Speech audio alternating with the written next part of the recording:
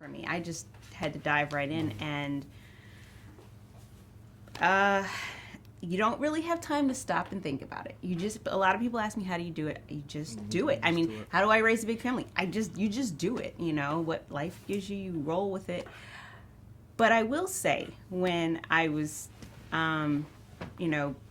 gathering some paperwork, and I actually looked at her discharge orders and realized, I guess it was the year 2013, that we had been in and out of the hospital 15 to 17 times, I think, were the papers that I gathered. I think that's when I stopped and cried, and I thought, oh my gosh, how did I do that? You know, while I was doing it, you're just not thinking, you're just doing, you know. But if you actually step back and think about all that you do and have to do, it's overwhelming. But I think that's where the benefit and the blessing comes from, just going day to day.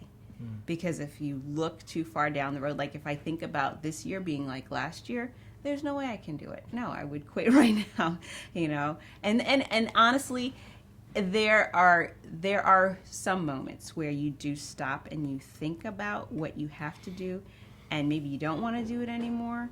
But then you think about Rachel, and you're like, she didn't ask for this.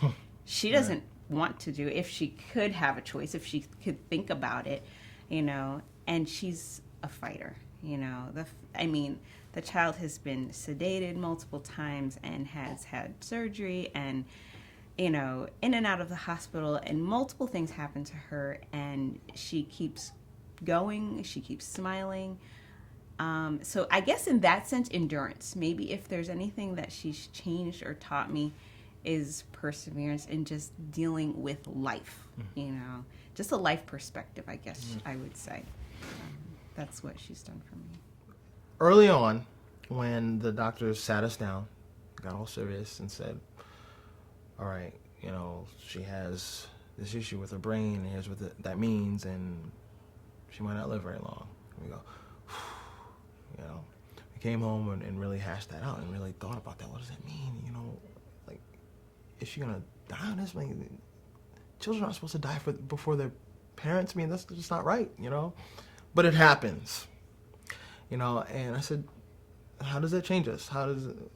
What do we do? Do we focus on that? Do we think every moment, you know, if she's sleeping and she's not really, you don't really see her chest going up as, you know, obviously as other times, you think, you know, and we were doing it. Sometimes, did she stop breathing? What happened? You know, and you never know, and that can just mess you up.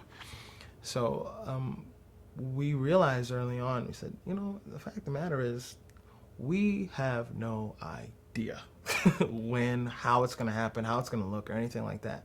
Not only for her, but for any of our kids, for us. We don't know if we're going to survive the end of this day, you know. So why really mess with that? Why really focus on that?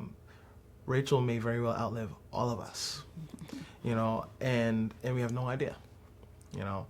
So we just said, you know what, day by day. If the day comes, we take it as it comes. That doesn't mean don't prepare. Of course not. You know, be wise. You know, we try to be wise, but it also teaches us, not just for her because she's sick, but, you know, all of us prepared. You know, all right, you got life insurance. You got, you know, what do you have set up if another one of your children were to pass away? What's going on? So you set those things up, and you leave it at that. You make your preparations, make your plans, and just say, all right, what happens. I don't know, you know, and I'm not going to dwell on it, but I know that I did my part. I control what I can control. I don't control when it's going to happen or how it's going to happen. I just control what I can, which is the planning and preparations for the day that it does. And then when it does, hopefully you're in a decent enough position to weather the storm.